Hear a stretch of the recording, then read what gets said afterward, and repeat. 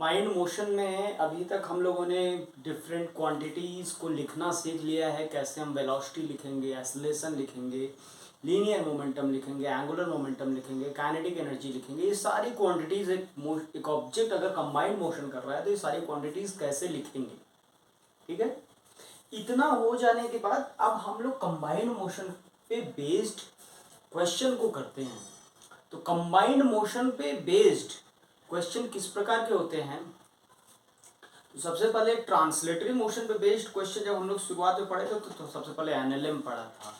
तो मतलब एनएलएम में बेसिकली क्या करते थे, फोर्स लगता था तो कितना एक्सेलरेशन आएगा ये सब कैलकुलेट करते हैं।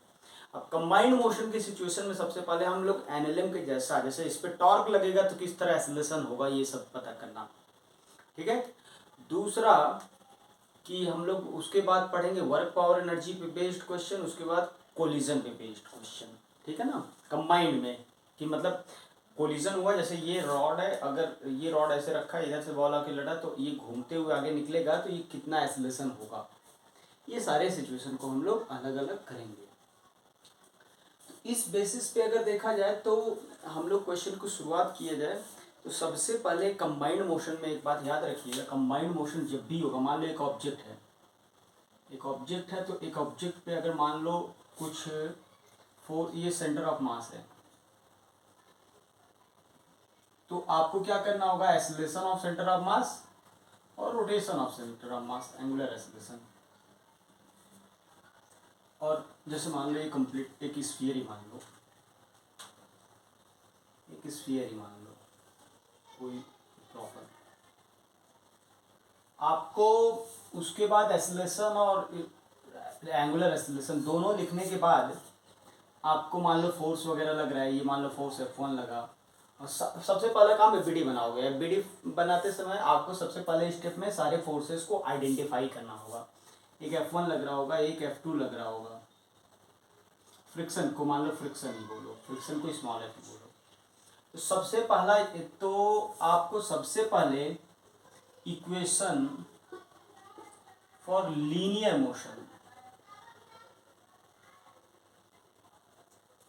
मोशन के लिए पहला इक्वेशन लिखना होगा, जैसे F plus F equal to M A, F equal to N M A, मतलब net force F net equal to M into A C, linear motion का इक्वेशन हो गया। दूसरा इक्वेशन आपको लिखना होगा rotational motion, equation for rotational motion का equation लिखोगे तो tau net is equal to I into alpha. दो इक्वेशन ये बन जाने के बाद, दो प्रकार के ये इक्वेशन बन जाने के बाद एक इक्वेशन आपको और लिखना होगा, condition for pure rolling.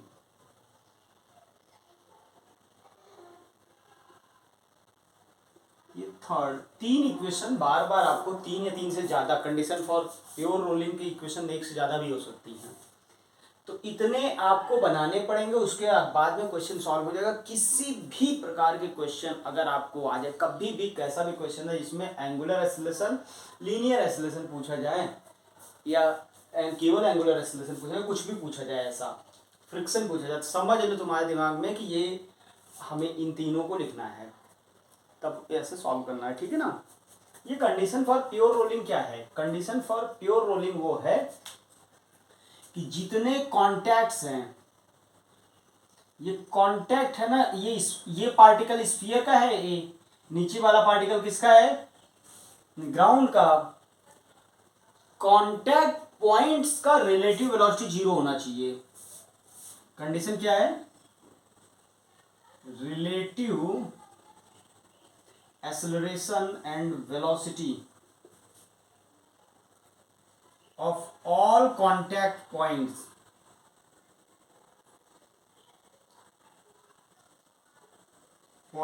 which are in contact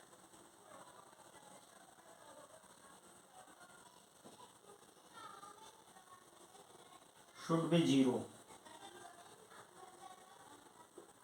जहां जहां कांटेक्ट है, कांटेक्ट पॉइंट्स के वेलोसिटीज का रिलेटिव वेलोसिटी जीरो होना चाहिए। रिलेटिव वेलोसिटी जीरो होने का तात्पर्य है कि स्लिपिंग नहीं होना चाहिए।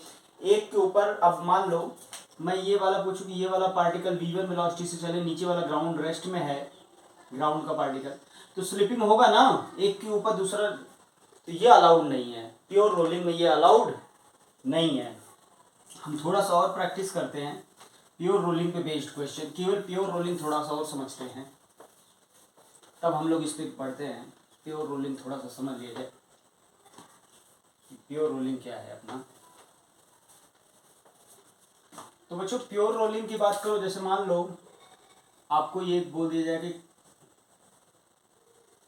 मुझे कंडीशन लिखो, ए एक्सेलरेशन मुझे अल्फा से घूम रहा है, कंडीशन क्या होगा प्योर रोलिंग का, कंडीशन फॉर प्योर रोलिंग। तो सबसे पहले स्टेप में आपको आइडेंटिफाई करना होगा, identify contact points, identify contact points पहले स्टेप में। कॉन्टैक्ट पॉइंट्स को आइडेंटिफाई करने के बाद, तो कॉन्टैक्ट पॉइंट्स जो हैं, एक नीचे ग्राउंड का पॉइंट होगा और एक नीचे स्फीयर का पॉइंट होगा, दो पॉइंट्स हैं, ए बोल दो और बी बोल दो। ए जो है point of sphere, bottom most point, और बी क्या है पॉइंट ऑफ ग्राउंड, ग्राउंड का पॉइंट है, ए जो है स्फीयर का पॉइंट है।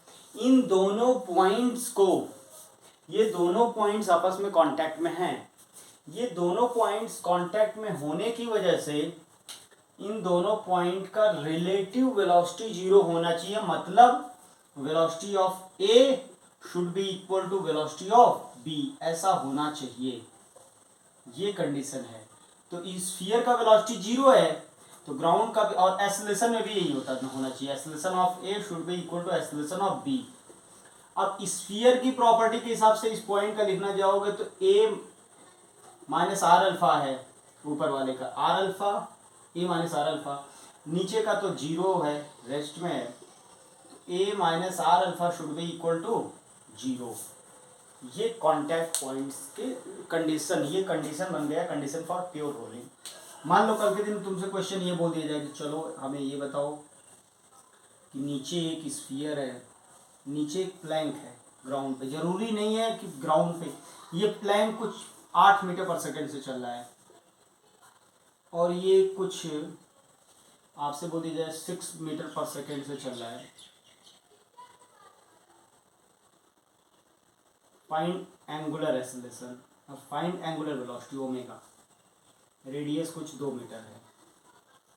अब ये प्योर रोलिंग, प्योर रोलिंग का कंडीशन बताओ, सिंपल प्योर रोलिंग का कंडीशन बताओ, कंडीशन फॉर प्योर रोलिंग। इसका कंडीशन फॉर प्योर रोलिंग की बात करें तो बेटा देखो, कांटेक्ट पॉइंट पहले आइडेंटिफाई करो, तो कांटेक्ट पॉइंट नीचे में ये स्मूथ सरफेस है,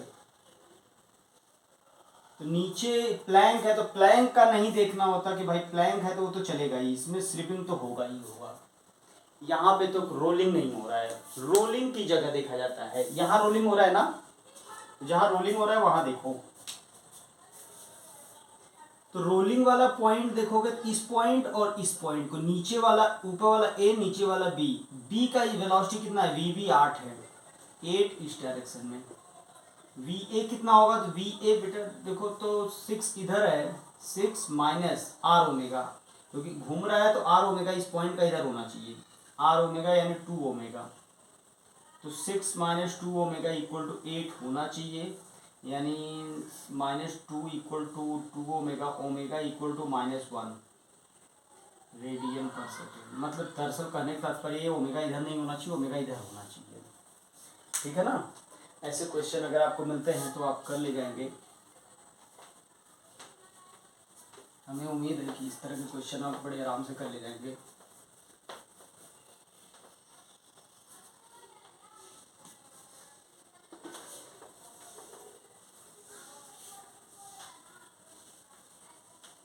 अगर मैं आपसे कहूँ एक क्वेश्चन और बस कर लेते हैं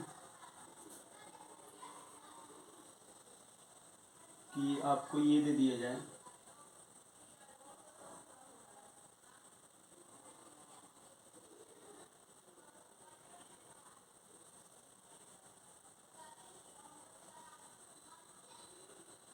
ये ग्राउंड है, ठीक है ना। ये 8 मीटर पर सेकेंड से चल रहा है और ये 6 मीटर पर सेकेंड से चल रहा है। इसका एक्सेलरेशन a1 मान लो, इसका एक्सेलरेशन a2 मान लो, इसका ओमेगा 2 मान लो, इसका ओमेगा 1 मान लो, ठीक है ना। तो अब आपको अगर इतना है तो आपसे पूछा जा रहा है find a1 a2 omega 1 and omega 2 for pure rolling.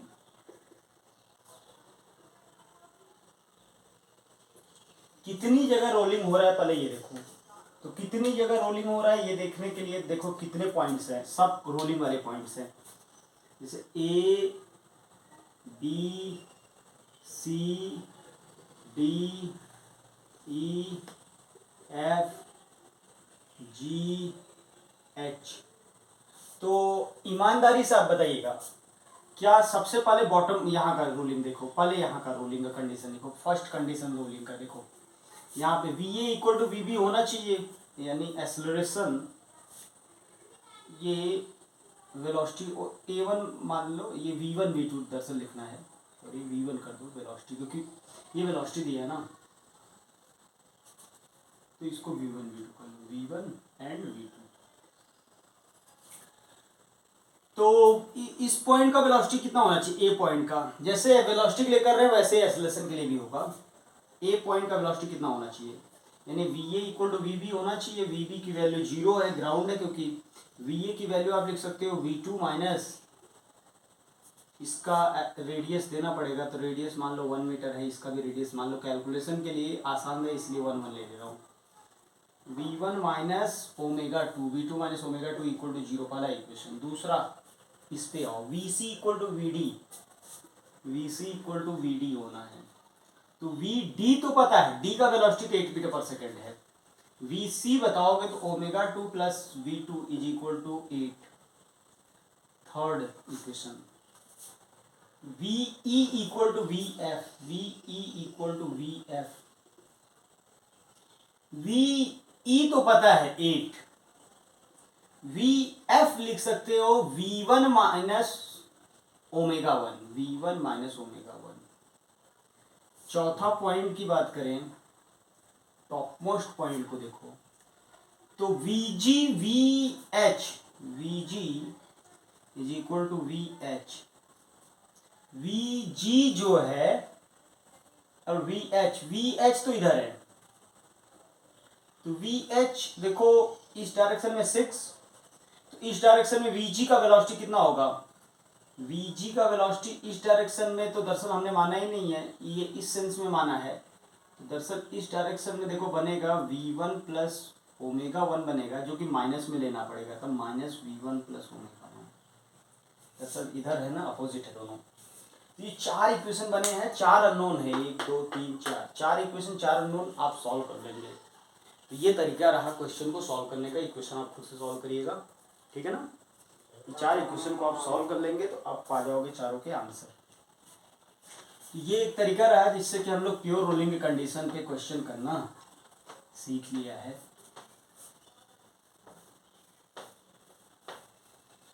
अब इसके बाद एनएलएम से शुरुआत करते हैं हम लोग बच्चों। सबसे पहले आसान क्वेश्चन करते हैं, एकदम एलिमेंट्री। एनएलएम में भी याद होगा, सबसे पहले हम लोग सिंगल ब्लॉक क्वेश्चन करते थे, इसके बाद 2 ब्लॉक सिस्टम, पुली सिस्टम। सबसे पहले एकदम आसान सा एग्जांपल उठाते हैं। सबसे पहला क्वेश्चन आपसे यही बार बार पूछेगा, find A and alpha and friction. ये डिस्क मान लो, डिस्क मास 2 kg, रेडियस 1 मीटर, ये फोर्स लग रहा है 10 न्यूटन का। तो करते हैं। तो अगर यह है तो आप देखो, तो सबसे पहला काम कि नीचे जो बॉटम मोस्ट पॉइंट है उस पर कोई ना कोई फ्रिक्शन होगा। प्योर रोलिंग आपको बोल रखा है, वो दिया रहेगा, प्योर रोलिंग की बात ही होगी। तो प्योर रोलिंग की अगर बात हो रही है तो इस तरह बात करो, ये डिस्क पे टोटल फोर्स एफबीडी बना। सबसे पहला काम एफबीडी, पहला काम गलती से भी कुछ नहीं करना है, एफबीडी। तो इधर आपने 10 न्यूटन लगा दिया है, इधर से आप मान लो फ्रिक्शन, कोई भी डायरेक्शन मान सकते हो, मैंने इधर मान लिया, कोई कष्ट नहीं है। दूसरा सेंटर ऑफ मास का एक्सेलरेशन मानो, एक्सेलरेशन ऑफ सेंटर ऑफ मास। देखो एक्सेलरेशन आपने ए मान लिया और साथ में आपको अल्फा मानना पड़ेगा। तो कंडीशन फॉर प्योर रोलिंग, पहला इक्वेशन कंडीशन का लिख लो। तो ए इधर है, आर अल्फा इधर है, 1, ए इक्वल टू अल्फा, पहला इक्वेशन। दूसरा लीनियर मोशन का इक्वेशन लिखो। तो लीनियर मोशन में देखो तो 10 minus F R equal to M A, M दो दिया है 2a। तीसरा इक्वेशन रोटेशनल मतलब टॉर्क का, टाउ नेट। तो दोनों, इसका टॉर्क सेंटर ऑफ मास के अबाउट ही हम हमेशा लिखेंगे, कोशिश प्रयास करेंगे हमेशा सेंटर ऑफ मास के अबाउट। तो सेंटर ऑफ मास के अबाउट इसका टॉर्क जो 0 है, इसका घुमाएगा। तो एफ आर इंटू आर की value 1 equal to I disc का कितना होगा, M R square by 2 into alpha. तो सॉल्व कर लोगे इन दोनों से, एफ आर की वैल्यू तो आ गया 2a, ए को आर अल्फा को ए लिख दें और एफ आर यहाँ रख दोगे तो 10 इक्वल टू 4a, यानी a equal to alpha equal to 2.5 unit लिख लोगे अल्फा के लिए रेडियन पर सेकेंड स्क्वायर, ए के लिए मीटर पर सेकेंड, मैग्नीट्यूड में लिख रहा हूँ। और एफ आर इक्वल टू है आपका, एफ आर की वैल्यू लिखा है 2a 5 न्यूटन। ये क्वेश्चन सॉल्व हो गया बच्चों, ठीक है ना। अब इसी क्वेश्चन को, ये पहला क्वेश्चन है आपका। अब बस ऐसे ही क्वेश्चन आपको कल मिलेंगे करने को। अगर यही क्वेश्चन को थोड़ा ट्विस्ट किया जाए तो आपको ऐसा दिया जा सकता है, चलो यहाँ से कुछ r/2 पे लग रहा है, रेडियस 2 मीटर कर लो, 10 मीटर, फाइंड वही सब कुछ। तो फिर से ये क्वेश्चन करना है तो आपको एफबीडी बनाना पड़ेगा। तो एफबीडी बनाओ, तो एफबीडी में इधर दिख रहा है 10 न्यूटन, फ्रिक्शन मान लिया हमने इधर एफ, सेंटर का एक्सेलरेशन ए मान लिया, एंगुलर एक्सेलरेशन अल्फा मान लिया। तो पहला काम प्योर रोलिंग, तो A equal to R alpha 2 alpha, equation number 1। दूसरा ट्रांसलेटरी मोशन का, तो 10 माइनस एफ, एफ आर वही friction equal to M A, M दो दिया 2a, equation number 2। Tau equal to I alpha, tau net, इसका भी torque मिलेगा, इस बार ऊपर वाले का भी टॉर्क। देखो सेंटर के बाद दोनों का टॉर्क एक जैसा, ये भी इधर घुमाना चाहता है, ये भी इधर घुमाना चाहता है। तो एफ आर इंटू आर 2 दिया है, प्लस 10 इंटू r/2 की वैल्यू 1 होगा, इज इक्वल टू आई होता है सेंटर ऑफ मास के अबाउट ही इक्वेशन लिखा करो, बार बार बोल रहा हूँ। सेंटर ऑफ मास के अबाउट कितना हो जाएगा, आई की वैल्यू दिया है M R square by 2 alpha, third equation. तो फर्स्ट सेकेंड से हम देखें तो फर्स्ट सेकेंड को थोड़ा सिंप्लीफाई कर लो, तो 2FR plus 10 is equal to 4 alpha. 4 alpha को 2a लिख सकते हैं, 2 अल्फा को a लिखते हैं। तो इन दोनों इक्वेशन से अपने को सॉल्व करना है। तो मेरे हिसाब से ये दोनों इक्वेशन आपस में बराबर कर दो, तो बराबर कर दोगे तो क्या आ जाएगा, इन दोनों से मिल जाएगा, इन दोनों इक्वेशन से देखो तो दोनों को अगर मैं सब्ट्रैक्ट कर दूं तो 10 minus F R minus of 2FR minus plus 10 is equal to 0। तो ये 0, 3FR इक्वल टू 0, यानी FR इक्वल टू 0। FR 0 है तो A इक्वल टू 5 मीटर पर सेकेंड स्क्वायर, A 5 है तो alpha 2.5 radian per second square. Friction की जरूरत नहीं होगी, ये आंसर हो गया। तो ऐसे क्वेश्चन रहेंगे तो हमें लग रहा है आप लोग कर ले जाएंगे। ये तो सिंगल ब्लॉक के बेसिक एलिमेंट्री क्वेश्चन हैं। इसी में जैसे बच्चों आपको थोड़ा सा क्वेश्चन में अगर ट्विस्ट करना चाहेगा तो इस तरह बोल सकता है कि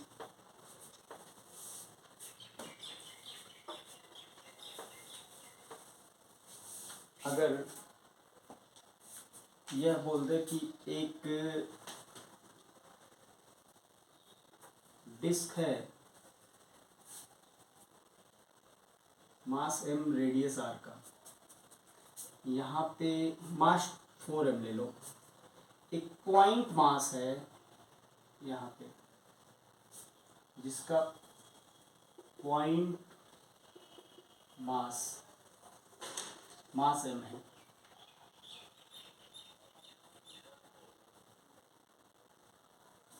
At t equal to 0 system is released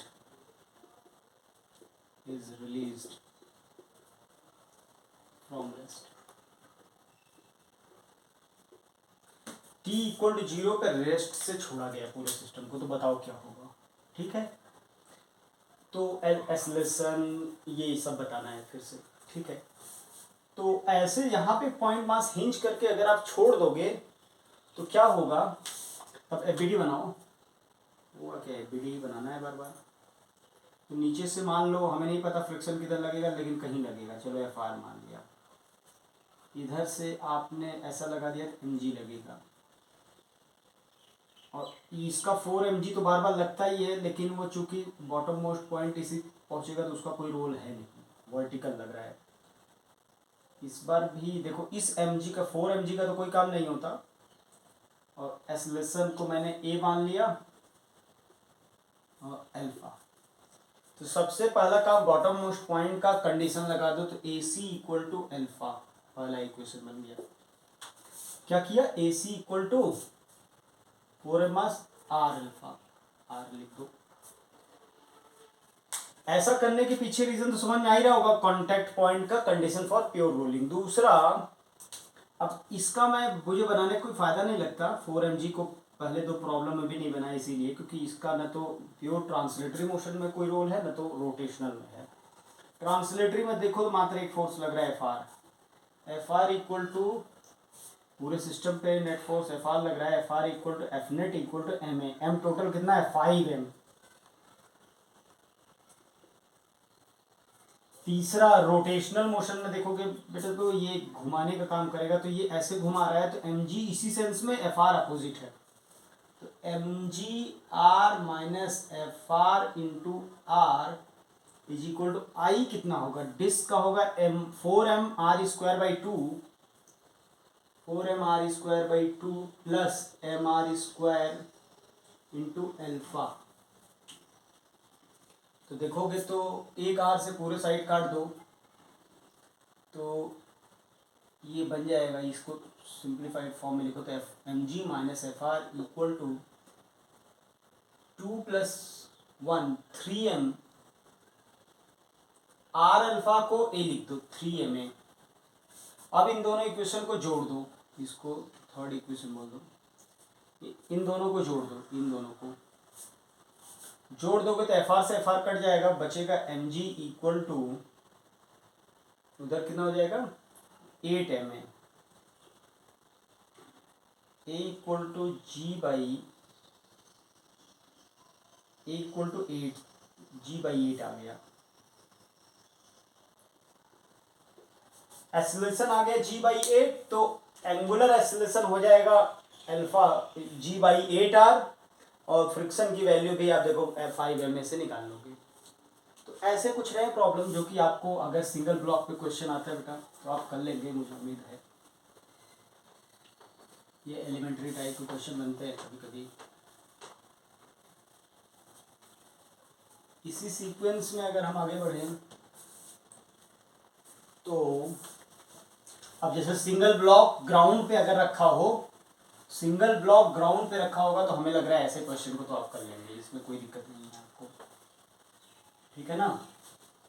single block अगर ग्राउंड पे रखा हो तो ऐसे प्रॉब्लम को तो आप कर लेंगे। दूसरा, सिंगल ब्लॉक ही हो लेकिन ग्राउंड पे ना हो, पुली से कनेक्टेड हो, जैसे मान लो ये है,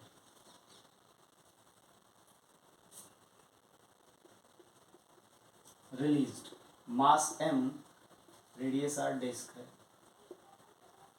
pure rolling. Find a and alpha, pure rolling.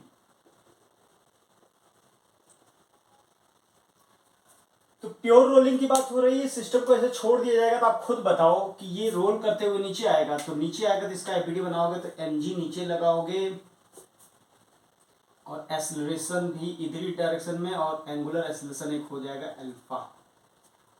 तो एफबीडी की बात करोगे तो इस पॉइंट के बारे में देखो तो mg लग रहा है इधर, इधर लगेगा t, आपने ए अल्फा मान लिया। तो इस पॉइंट पे रस्सी का जो पॉइंट है ये रेस्ट में रहने वाला है, यानी इस पॉइंट का एक्सेलरेशन क्या होगा 0 0 0। इस लाइन के अलॉन्ग सब पॉइंट का एक्सेलरेशन 0 होना चाहिए। तो पहला equation condition for pure rolling. अब ये चूंकि घूमते हुए नीचे आ रहा है तो डिस्क के पॉइंट ऑफ व्यू से देखो, केवल डिस्क के इस पॉइंट का, ये पॉइंट ए है डिस्क का, ये पॉइंट है स्ट्रिंग का बी। तो VB इक्वल टू VA होना चाहिए। तो VB तो 0 है, स्ट्रिंग का है, क्योंकि स्ट्रिंग फिक्स्ड है। अलॉन्ग द स्ट्रिंग सबका वेलोसिटी एक्सेलरेशन सेम होता है, तो इधर का 0 है तो हर जगह 0 ही होगा। इसका देखोगे तो A माइनस आर अल्फा,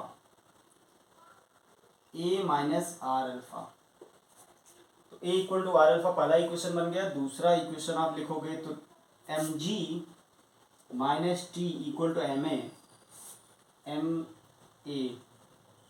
तीसरा इक्वेशन लिखोगे टॉर्क का, तो सेंटर ऑफ मास के बाद टीसी का टॉर्क लग रहा है टी आर इक्वल टू आई तो डिस्क का होता है mr स्क्वायर बाई 2 अल्फा, यानी टी एक आर से एक आर कट जाओ और आर अल्फा को ए रख दो, T equal to ma by 2। बाकी क्वेश्चन आप सॉल्व कर लोगे, इसमें कोई कष्ट ही नहीं है, ठीक है। ऐसे प्रॉब्लम को करना है तो ये आसानी से आप कर लोगे। कल के दिन ये आसान क्वेश्चन हो गए ना। अगर कल के दिन आगे कभी भविष्य में यही क्वेश्चन ट्विस्ट करके आपको ये बोल दे कि अगर ये ऐसा बोल दे कि this whole ceiling is moving upward और downward with some velocity with some acceleration A naught, तब आप VB देखो, तब आपका एक्सेलरेशन चूंकि सॉरी ये एक्सेलरेशन था, तब एक्सेलरेशन इस पॉइंट B का, चूंकि स्ट्रिंग है ना, तब A नॉट लिखोगे आप। और इसका A नॉट किस डायरेक्शन में है, A नॉट ऊपर की तरफ है, तो ऊपर की तरफ VA का लिखो, VA एक्सेलरेशन ऑफ A, तो R alpha minus A is equal to A naught, B का ऊपर की तरफ सेम डायरेक्शन में बराबर कर देना है, तब ये बनेगा। और बाकी सब सेम रहेगा, दोनों चीज तो बाकी सेम रहेगा, कंस्ट्रेंट आपका बदल जाएगा क्वेश्चन के अकॉर्डिंग, ठीक है ना, कंस्ट्रेंट आपका बदलता जाएगा। ये रहा कुछ सिंगल ब्लॉक के पुली वाले क्वेश्चन। पुली वाले क्वेश्चन में एक आध सिंगल ब्लॉक के बाद भी हम लोग आगे थोड़ा सा अगर बढ़ना चाहें तो थोड़ा सा और लेवल बढ़ सकता है।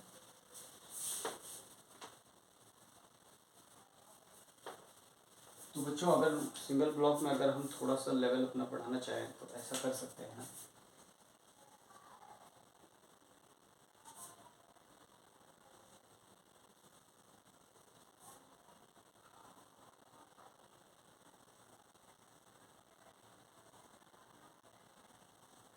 ये मास m पॉइंट मास है, ये डिस्क है, मास 2m रेडियस r, मास 3m रेडियस 2r। तो ये रोटेट करेगा अल्फा 1 से, ये क्या होगा, ये नीचे भी जाएगा घूमेगा भी, अल्फा 2 से रोटेट करेगा और नीचे भी जाएगा A1 से, और इसका एक्सेलरेशन मान लो A2। तो आपसे यही पूछा है, फाइंड, क्वेश्चन है फाइंड ऑल द एक्सेलरेशंस।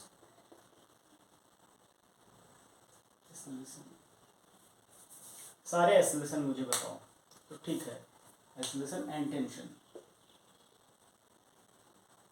तो बेटा सारे एक्सेलरेशन और टेंशन की बात करें तो एक टेंशन इसमें लगेगा T1 इसमें भी लगेगा, T2 इसमें भी लगेगा, T3। एक बात तो क्लियर है, ये डिस्क 1 है, ये डिस्क 2 है। डिस्क 1 हमेशा रेस्ट में रहेगा, केवल रोटेट करेगा, मतलब रेस्ट में नहीं बोल सकता मैं, लीनियर एक्सेलरेशन 0 होगा डिस्क 1 का। और यहाँ पे सबसे पहले कंस्ट्रेंट का इक्वेशन लिखना पड़ेगा। तो चलो, डिस्क 1 का एक पॉइंट ए बोल दूँ, स्ट्रिंग का एक पॉइंट बी बोल दूँ, तो कंडीशन लिखोगे तो डिस्क 1 के हिसाब से आर अल्फा नीचे होगा, यानी 2r अल्फा 1, 2r अल्फा 1।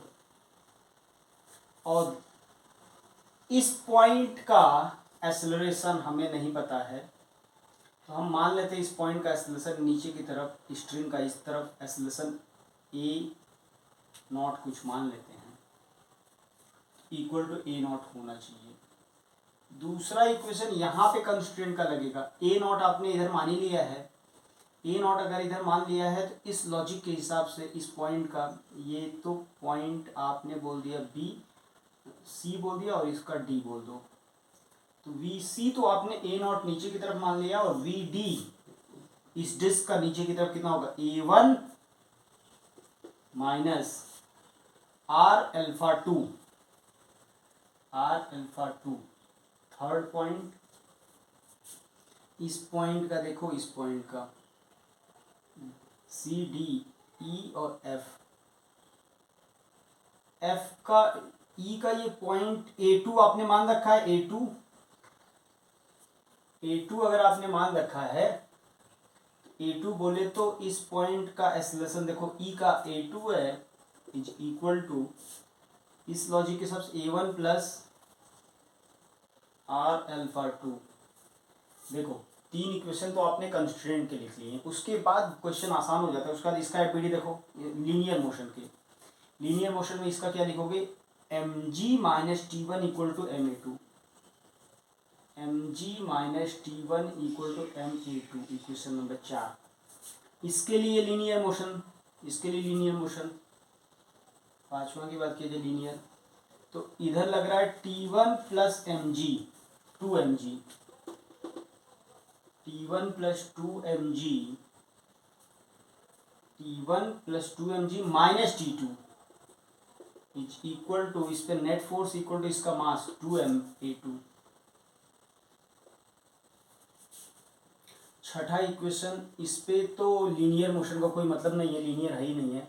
अब एंगुलर मोशन का, तो ये भी घूम रहा है, इस पे एंगुलर इक्वेशन कितना होगा, टॉर्क एक ही पॉइंट देगा T2, T2 इंटू रेडियस है 2r, 2r equal to I disc का कितना होगा 3m into 4r square, 12mr square by 2, 6mr square alpha 1। सातवां इक्वेशन इसके लिए बोलो,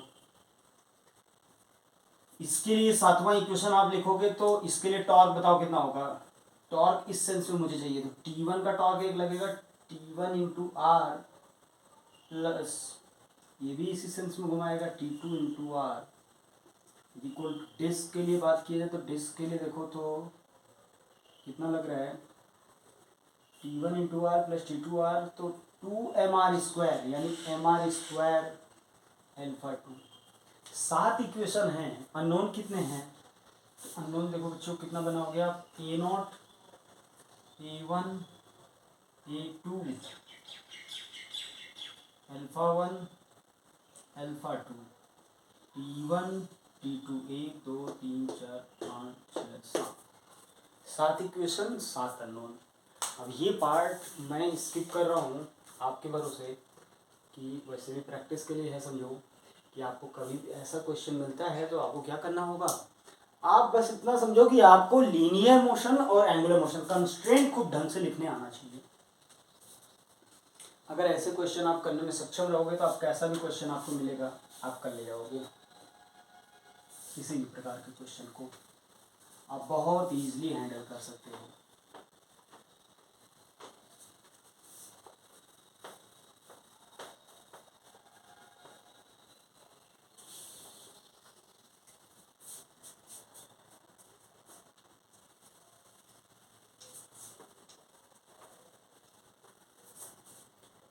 जैसे बच्चों मैं यहीं पे एक क्वेश्चन और बस कर लूँ, ये बात बोलूँ कि ये ब्लैंक है, मास 2m और एक डिस्क है मास m रेडियस r, प्लैंक पे 10 न्यूटन का फोर्स लग रहा है, एफ नॉट का चलो लगा है, और इस डिस्क पे इधर लग रहा है एफ नॉट का, इधर 2 एफ नॉट का लो। Find friction between disc and sphere and plank. तो ठीक है, ये पूछने का मतलब दरअसल डिस्क एक्सेलरेशन वगैरह निकालने के बाद ही निकालोगे, सब कुछ ही पूछा है। ये स्मूथ सरफेस दिया है, चलो हाँ, तो ये क्वेश्चन बच्चों करना है। तो सबसे पहले देखो एफबीडी एक का 2 ब्लॉक सिस्टम पे आते हैं। 2 ब्लॉक सिस्टम पे तो आप दोनों का पहले एफबीडी बनाओ। ऊपर वाले प्लैंक का बनाओगे तो ऊपर वाले डिस्क का देखोगे तो 2 एफ नॉट इधर लगा, इधर मान लो एफ लग रहा है फ्रिक्शन। प्लैंक पे आओगे तो प्लैंक पे इधर की तरफ एफ आर लग रहा है और एफ नॉट 2 एफ नॉट इधर लग रहा है,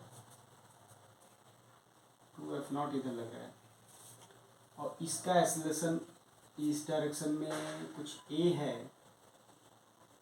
एंगुलर एक्सेलरेशन अल्फा मान लो, और इस प्लैंक का एक्सेलरेशन आपको ए1 मान लेना है।